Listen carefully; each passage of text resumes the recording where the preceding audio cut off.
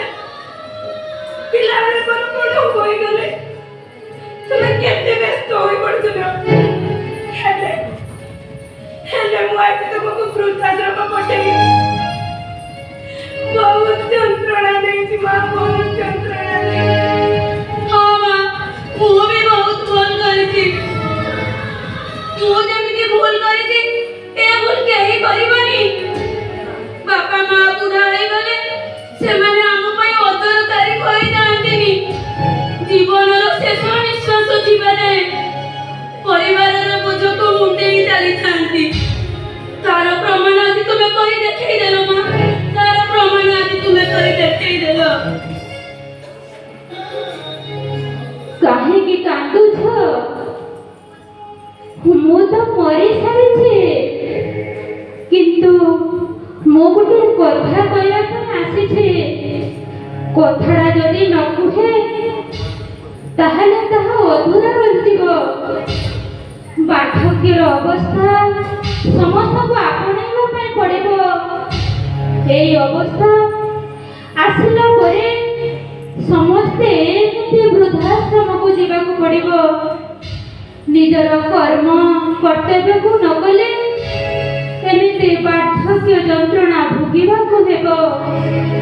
ଏବଂ ମୁଁ ମୋ ନାତି ଟୁକାକୁ ବଞ୍ଚେଇ ମୋର କର୍ତ୍ତବ୍ୟ କରିଛି। ଆଉ ଏଇ ବୁଢ଼ୀ ମାଟି ଚାଲି ଯାଇଛି ସତ, ହେଲେ ତୁମମାନଙ୍କ ପୁଅ ଭିତରେ ସେ ସବୁଦିନ ରହିବ।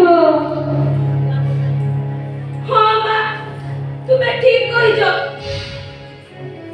ଆମେ ବାପା ମା ମାନେ ଯେତେବେଳେ ପିଲାମାନଙ୍କର ସୁଖ ଦୁଃଖରେ ଛିଡ଼ା ହେବା କଥା, ସେତେବେଳେ ଆମେ ମୋବାଇଲ ଫୋନରେ ବ୍ୟସ୍ତ ହୋଇଯାଉଛୁ, ଯେଉଁଥିପାଇଁ କି ଆଜି ଆମ ପୁଅ ଆମ ପାଖରୁ ଦୂରେଇ ଯାଇଥାନ୍ତା।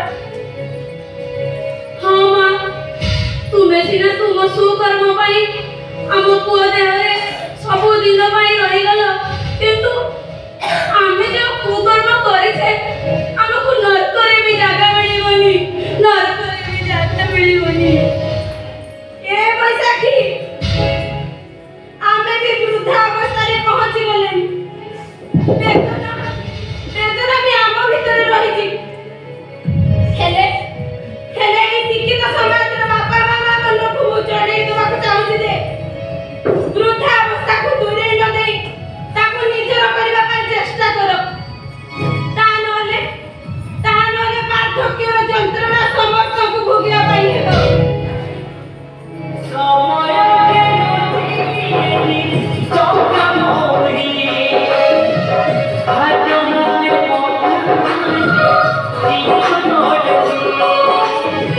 কথা